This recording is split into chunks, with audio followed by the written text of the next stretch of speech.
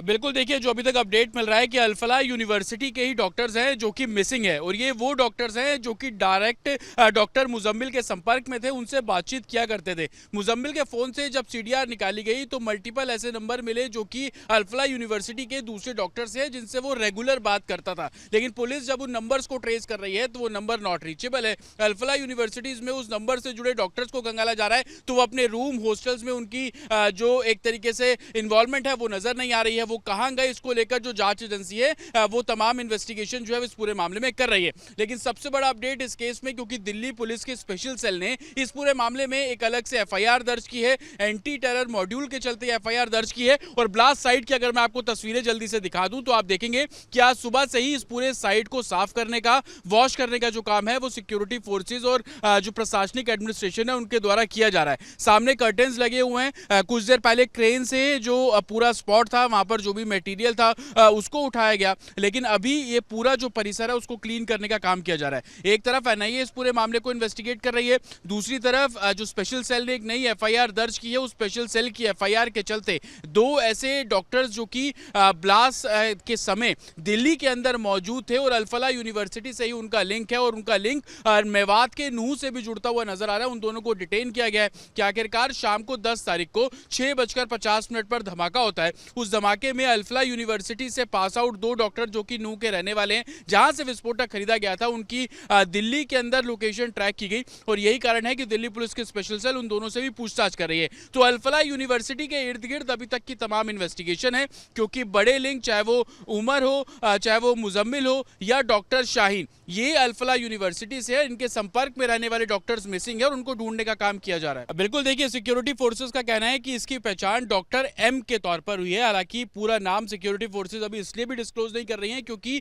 Investigation इस पूरे case की बहुत तेजी से की जा रही है और मल्टीपल लोगों को राउंड अप किया जा रहा है। लेकिन डॉक्टर एम के बारे में बताया जाता है कि वो अल-फलाह यूनिवर्सिटी से ही पास आउट है। 10 तारीख की शाम को जब दिल्ली के लाल किले के बाहर धमाका होता है, उस समय वो दिल्ली के अंदर उसकी मौजूदगी थी और लुटियंस दिल्ली के आसपास वो उसके जो ट्रेसेस हैं वो मिले हैं, और यही कारण है कि नूह का भी वो रहने वाला है। इस वजह से उसको सिक्योरिटी फोर्सेज, दिल्ली पुलिस की स्पेशल सेल ने डिटेन किया और उससे पूछताछ की जा रही है। डॉक्टर एम से एक और करीबी है, वो भी अल-फलाह यूनिवर्सिटी का बताया जा रहा है, उसको भी दिल्ली पुलिस की जो स्पेशल सेल है उन्होंने डिटेन किया और उससे भी लगातार पूछताछ की जा रही है। लेकिन सबसे बड़ी बात, मेवात का जो नूह कनेक्शन, और नूह कनेक्शन में जो फर्टिलाइजर में इस्तेमाल होने वाला अमोनियम नाइट्रेट लिया गया, उससे जुड़े हुए दिनेश को गिरफ्तार किया गया। लगातार सिक्योरिटी फोर्सेज इस पूरे मामले में इन्वेस्टिगेट कर रही है। अब हम यहां पर एक छोटे से ब्रेक के लिए रुक रहे हैं, लेकिन दिल्ली से नौगाम तक जो ये पूरा टेरर मॉड्यूल और ब्लास्ट के जो तस्वीरें देखने को मिल रही है, कुल देखिए जमात उल मुमिनात किस तरीके से फैलाने की कोशिश शाहीन के द्वारा थी पूरे भारत में।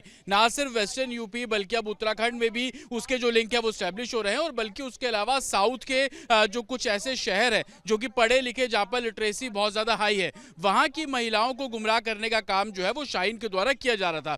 लेकिन सबसे बड़ी बात कि कमांड सेंटर, एक पैरेलल खड़ा करने की कोशिश, उसके लिए बाकायदा सहारनपुर, जहां से 2 यूट्यूबर्स को पिक किया गया, वहां पर जमीन तय कर ली गई थी। हापुड़, जहां से एक डॉक्टर को डिटेन किया गया, उससे लगातार पूछताछ की जा रही है, वहां पर जमीन तय कर ली गई थी, और इन जगहों को कमांड सेंटर के तौर पर तैयार करने की जो कोशिश है वो शाहीन के द्वारा की जा रही थी। लेकिन सबसे बड़ी बात कि जिन डॉक्टर्स के ये लोग संपर्क में थे, उनसे अभी तक जो सिक्योरिटी फोर्सेस है वो कांटेक्ट नहीं कर पा रही है। उनको मिसिंग के तौर पर, एब्सकॉन्डिंग के तौर पर, फरार के तौर पर देखा जा रहा है। लेकिन जो जो लोग मिल रहे हैं उनसे लगातार पूछताछ की जा रही है, उनके फोनों को खंगाला जा रहा है। तो कुछ दूसरे धर्म के लोग भी उनके कॉन्टैक्ट लिस्ट में हैं, हालांकि उनसे संपर्क किया जा रहा है। क्या ये टेरर एंगल के अलावा लोगों को अपने साथ जोड़ने के लिए धर्मांतरण का एक बहुत बड़ा रैकेट चल रहा था? इसको लेकर भी अभी इन्वेस्टिगेशन साफ तौर पर की जा रही है, और यही कारण है कि उत्तराखंड से इसके जो लिंक स्टैब्लिश होते हुए सामने आ रहे हैं, और उत्तराखंड में जो लोग हैं जो इसके संपर्क में थे उनको कांटेक्ट किया जा रहा है। बिल्कुल देखिए, अभी तक 4 गाड़ियों के बारे में जानकारी मिली है जिसको सिक्योरिटी फोर्सेस ने क्रैकडाउन किया, जिसमें से एक i20 कार जो कि ब्लास्ट में शामिल थी, ब्लास्ट उसके अंदर हुआ और उमर उसी में था। लेकिन सबसे बड़ी बात, 2 लाख रुपए कैश अमाउंट दिया गया था, फरीदाबाद के एक डीलर को दिया गया था। 28 अक्टूबर को ये गाड़ी खरीदी गई थी, और पहले से प्लान इसलिए फिक्स था क्योंकि उसी तारीख को जब गाड़ी डीलर के बाहर निकली तो पॉल्यूशन कराया गया, क्योंकि दिल्ली में आने के लिए पॉल्यूशन बहुत अनिवार्य है, और सिक्योरिटी फोर्सेस जब आपको रोकती है तो पॉल्यूशन चेक किया जाता है। तो पुलिस से बचने के लिए किस तरीके से पॉल्यूशन बकायदा डॉक्यूमेंटेशन तैयार किया गया। लेकिन सबसे बड़ी बात, 2 लाख रुपए कैश में पिए गए। अगर डिजिटल ट्रांजैक्शन करते तो आप उसको ट्रैक कर सकते थे, लेकिन गाड़ी खरीदने के लिए कैश अमाउंट का इस्तेमाल किया गया। जो दस्तावेज दिए जाते हैं, क्योंकि आप दूसरे स्टेट में गाड़ी खरीद रहे हैं,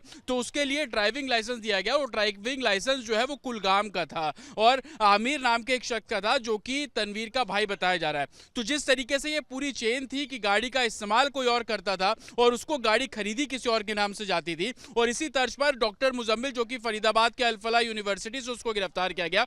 वो जिस गाड़ी का इस्तेमाल करता था वो डॉक्टर शाहीन की गाड़ी थी, और उस गाड़ी के अंदर जो वेपन मिले वो असॉल्ट राइफल और तमाम कारतूस। तो गाड़ी तो खरीदी जाती थी किसी और के नाम पर, लेकिन उसको इस्तेमाल कोई और करता था। और ये एक कॉम्प्लेक्स चेन है जिसको क्रिएट करने की कोशिश और सिक्योरिटी फोर्सेस को चकमा देने के लिए ये तमाम जो कॉम्प्लेक्स चेन है उसको तैयार किया जाता था। लेकिन सबसे बड़ी बात, Eco Sports, Brezza, Swift Dzire, i20, ये 4 गाड़ियां अभी तक क्रैकडाउन हुई, उनके बैक चैनल्स को खंगाला जा रहा है। कोई भी नई गाड़ी नहीं है। इसके पहले ऑनर कुछ और थे, कुछ ऐसी गाड़ियां थी जिनके मल्टीपल ऑनर से, उन सबको खंगाला जा रहा है। और किस तरीके से कम कीमतों में गाड़ी खरीदकर और 20 लाख रुपए फंडिंग होना, उसका इस्तेमाल कहां कहां किया जा रहा था, हर एक पैसे का जो हिसाब है अब सिक्योरिटी फोर्सेस ले रही है। और उस पैसे को किसके आगे भेजा गया, किसने उस पैसे का इस्तेमाल किया, उसको भी क्रैकडाउन किया जा रहा है।